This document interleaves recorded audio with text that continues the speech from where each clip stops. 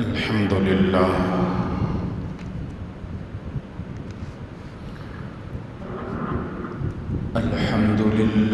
نحمده ونستعينه ونستغفره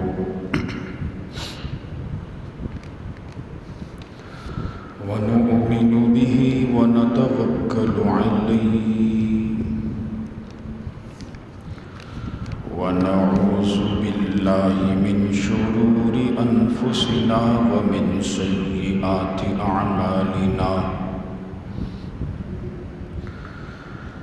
من يهده الله فلا مضل له ومن يضلله فلا هادي له ونشهد أن لا إله إلا الله وحده لا شريك له ونشهد أن سيدنا ومولانا محمدا عبده ورسوله وصلى الله تعالى عليه وعلى آله وأصحابه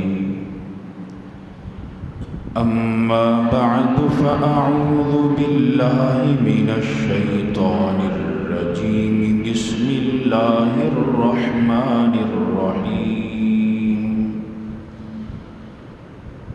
والعصر إن الإنسان لفي خسر إلا الذين آمنوا وعملوا الصالحات وتواصوا بالحق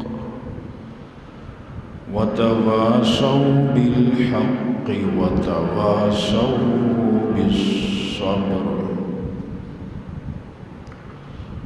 روي عن النبي صلى الله عليه وسلم يأتي على الناس زمان الصابر فيهم على دينه كالقابض على الجمر أو كما قال عليه الصلاة والسلام بلغ العلا بكماله كشف الدجى بجماله حسنت جميع خصاله صلوا عليه وآله مولاي صل وسلم دائما أبدا على حبيبك خير خلق كلهم إلهي نجني من كل ضيق بجاه محمد مولى الكريم وهب لي في مدينته قرارا وبعد الموت دفنا بالبقيع. حضرات محترم، ابھی قرآن حکیم فرقان حمید سے چند کلمات مقدسہ کی تلاوت کی ہے اور آقا دو جہاں صلی اللہ علیہ وسلم کا ایک ارشاد مبارک پڑھا ہے. دعا کریں کہ اللہ کریم مجھے صحیح بیان کرنے کی توفیق عطا فرمائے اور ہم سبھی کو اس پر عمل کرنے کی توفیق عطا فرمائے. اللہ تعالیٰ نے یہ دن رات کے اختلاف، یہ دن رات کا آنا جانا دراصل انسان کے ایک سبق اور پیغام کے لیے رکھا ہے کہ انسان اس چیز کو انشور کر لے، یقین کر لے کہ یہ دنیا اپنے اختتام کی طرف جا رہی ہے. ہر چیز جو آج ہمارے ہاتھوں میں ہے ہمارے ہاتھوں سے نکل رہی ہے۔ مولا روم رحمۃ اللہ علیہ فرماتے ہیں، فرمایا کہ زندگی کی حقیقت مجھے ایک برف فروش نے سمجھائی جو اپنے پاس برف رکھ کر اس کو بیچ رہا تھا اور آواز لگا رہا تھا کہ مجھ سے برف لے لو اس سے پہلے کہ یہ پگھل جائے۔ مولا روم رحمۃ اللہ علیہ فرماتے ہیں کہ یہ دنیا بھی مثل برف ہے، یہ زندگی بھی مثل برف ہے کہ جوں جوں وقت گزرتا جا رہا ہے یہ ختم ہوتی جا رہی ہے، فنا کی طرف جا رہی ہے۔ لیکن ایک چیز جو ہم سب کو محسوس ہوتی ہے کہ جوں جوں وقت گزرتا جا رہا ہے، زمانہ بدلتا جا رہا ہے، ساعات آگے جا رہی ہیں تو مشکلات بھی بڑھتی جا رہی ہیں، آزمائشیں بڑھتی جا رہی ہیں۔ ہر آنے والا زمانہ گزرے ہوئے زمانے کے بنسبت مصیبتوں میں، مشکلات میں، آزمائشوں میں بڑھا ہوا ہے، زیادہ ہے۔ دین اسلام میں اس کے لیے جو لفظ استعمال کیا جاتا ہے وہ لفظ ہے دور فتن، کہ جوں جوں وقت گزرتا جا رہا ہے فتنوں کا دور آ رہا ہے، آزمائشوں کا دور آ رہا ہے۔ ہر بندہ کسی نہ کسی پریشانی میں مبتلا ہے۔ کبھی مہنگائی کی پریشانی ختم نہیں ہوتی تو بجلی کے بل آ کر وہ ساری کسر نکال رہے ہیں۔ لیکن بات یہ ہے کہ ہم دین اسلام کی روح سے قرآن کریم کی ہدایات کے مطابق اس دور فتن میں کس طرح جئیں، دین کیا کہتا ہے، اسلام ہمیں کیا تعلیم دیتا ہے۔ جناب نبی اکرم صلی اللہ علیہ وسلم نے آج سے 1400 سال پہلے ان فتنوں کا ذکر کر دیا تھا، بتلا دیا تھا، آگاہی دے دی تھی، اور فرمایا، یہاں تک فرما دیا تھا، یاتی علی الناس زمان، لوگوں پر ایک ایسا وقت آ جائے گا، ایسا زمانہ آ جائے گا، الصابر فیہم علی دینہ کالقابض علی الجمر، کہ جو ان فتنوں کے زمانے میں، مشکلات کے زمانے میں صبر کرنے والا ہوگا، برداشت کرنے والا ہوگا، اس کی مثال یوں ہوگی کہ جیسے ایک بندہ ہو، اس نے اپنے ہاتھ میں جلتا ہوا انگارہ پکڑ لیا۔ اب ایک بندہ ہے، اس کو آپ جلتا ہوا کوئلہ دے دیں، انگارہ دے دیں، کتنی دیر پکڑے گا؟ وہ اس کی تکلیف میں مبتلا ہوگا۔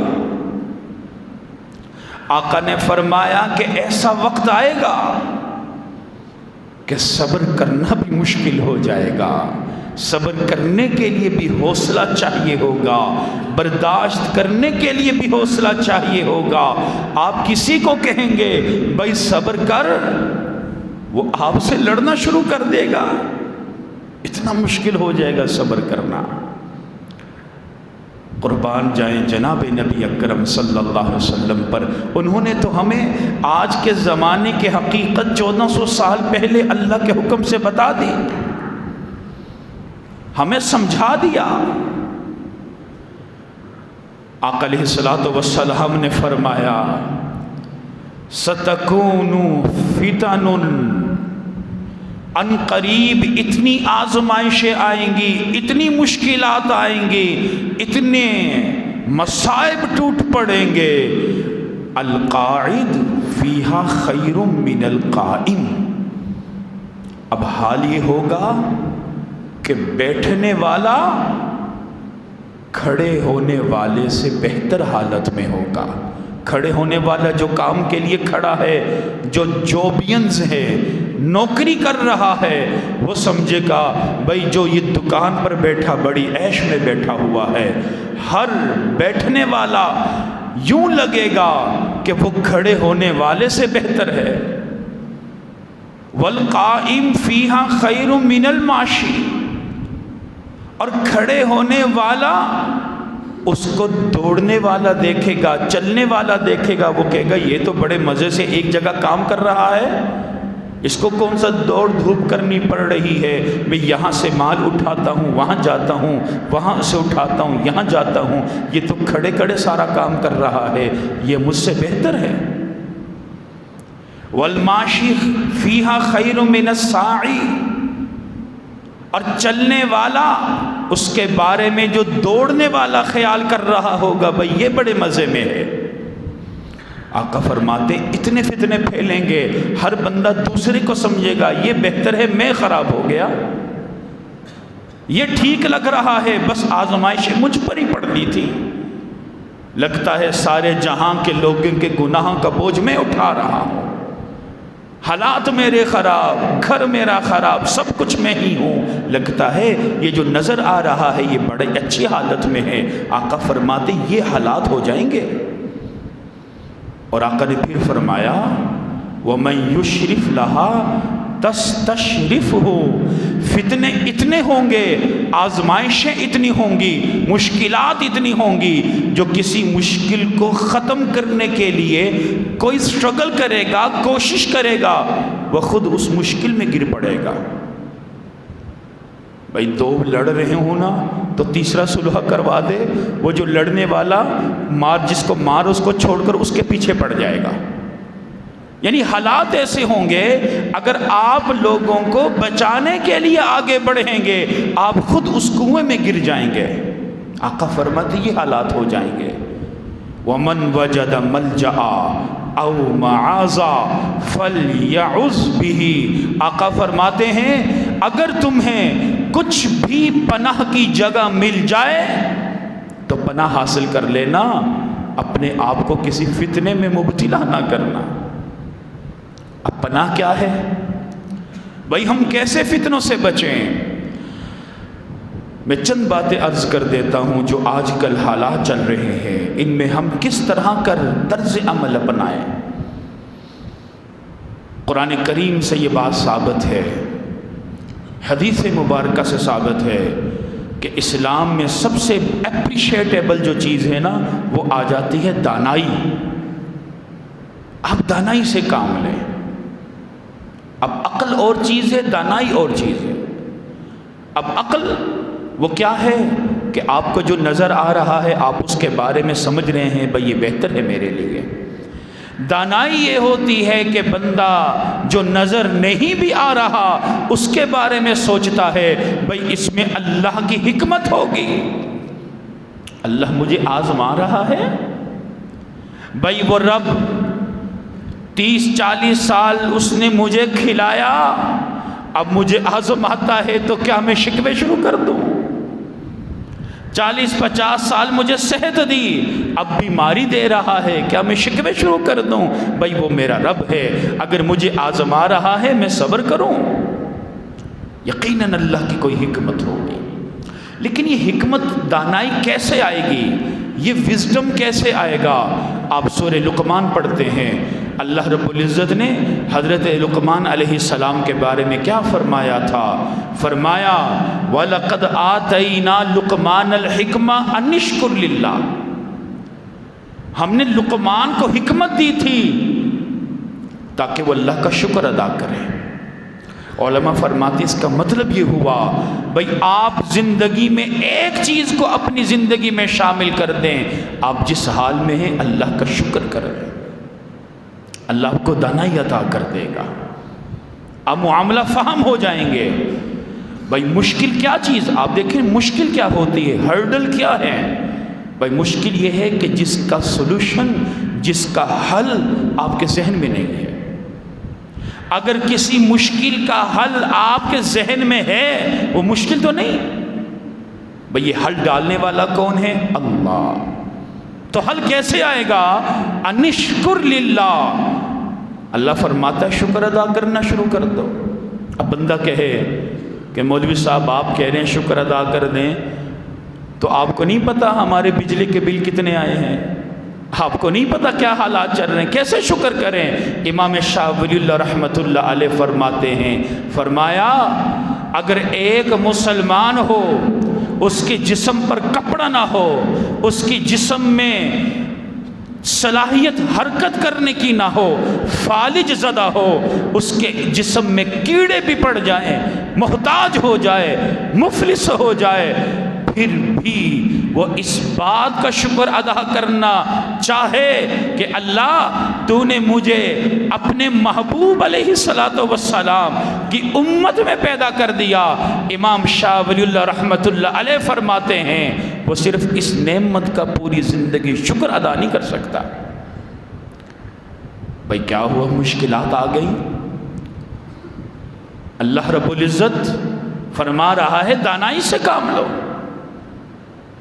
جناب نبی اکرم صلی اللہ علیہ وسلم تشریف فرما تھے تو ایک قبیلہ عبد القیس ایک قبیلہ تھا، تو اس کا ایک شخص آیا، اس کا نام اشجع تھا۔ تو جناب نبی اکرم صلی اللہ علیہ وسلم نے اس کو دیکھا اور فرمایا کہ تمہیں پتہ ہے تمہارے اندر دو بہت بڑی خوبیاں ہیں، اللہ کو بڑی پسند ہے۔ ایک خوبی یہ ہے کہ تم برداشت سے کام لیتے ہو، تمہارے اندر ظرف بڑا ہے، اور دوسری خوبی یہ ہے کہ تم دانائی سے کام لیتے ہو، تم بڑے دانش مند ہو۔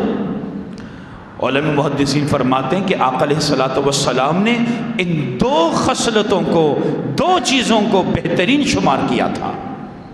تو ایک چیز یہ ذہن میں رکھیں کہ ہمیں دانائی سے کام لینا ہے، اور دوسری چیز عبادت۔ آقا علیہ الصلوۃ والسلام فرماتے ہیں العبادۃ فی الحرج کہجرۃ الیہ، فتنے کے زمانے میں، مشکلوں کے زمانے میں، محتاجی کے زمانے میں، مصیبتوں کے زمانے میں، بیماریوں کے اوقات میں تم جب اللہ کی عبادت کرتے ہو اتنا ثواب ملے گا کہ گویا کہ تم نے میری طرف ہجرت کر لی۔ بعض محدثین کہتے ہیں اس کا ثواب اتنا گویا تم نے آقا کے ساتھ ہجرت کر لی۔ تو عبادت اگر آج مشکل دور آ رہا ہے، ہم پر آ پڑا ہے، تو بھئی اللہ کے در سے تعلق مضبوط کر لیں، عبادت کریں۔ اب عبادت کا تعلق صرف نماز نہیں ہے، عبادت یہ ہے کہ اپنے دل کو بھی صاف کریں۔ بھائی دل میں ایثار لے کر آئیں، محبت لے کر آئیں، حرص کو نکال دیں، لالچ کو نکال دیں، فرائض ادا کرنے والے بن جائیں، معاملات کو درست کرنے والے بن جائیں۔ اور تیسری چیز، ان فتنے کے زمانے میں، آزمائشوں کے زمانے میں ہم کیسے نکل سکتے ہیں؟ آقا نے فرمایا، حضرت علی کرم اللہ وجہہ تشریف فرماتے بیٹھے ہوئے تھے، آقا علیہ الصلوۃ والسلام فرماتے ہیں علی رضی اللہ تعالی عنہ سے، فرمایا انی ستکون فتنہ،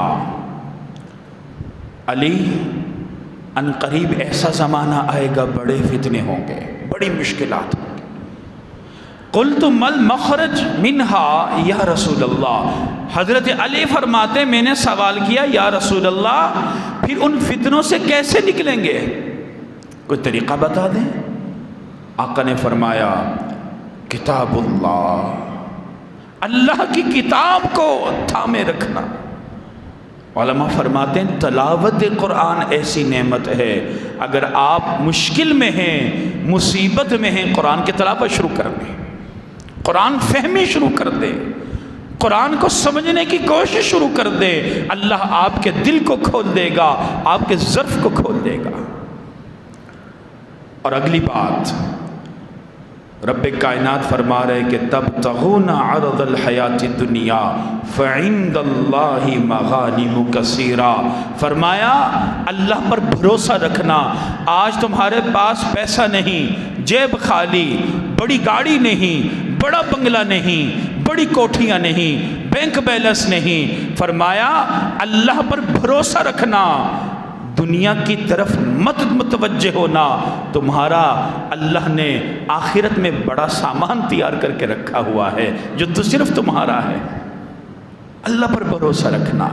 تو بہرحال جو بھی زمانہ آ جائے، جیسا بھی زمانہ آ جائے، رب کائنات نے ہمیں یہ تلقین کی ہوئی ہے کہ ہم اپنے آپ کو تبدیل کریں، اپنے بیہیو کو تبدیل کریں، اپنے نظریات کو تبدیل کریں۔ آخر میں ایک دو باتیں ہیں۔ ایک تو یہ کہ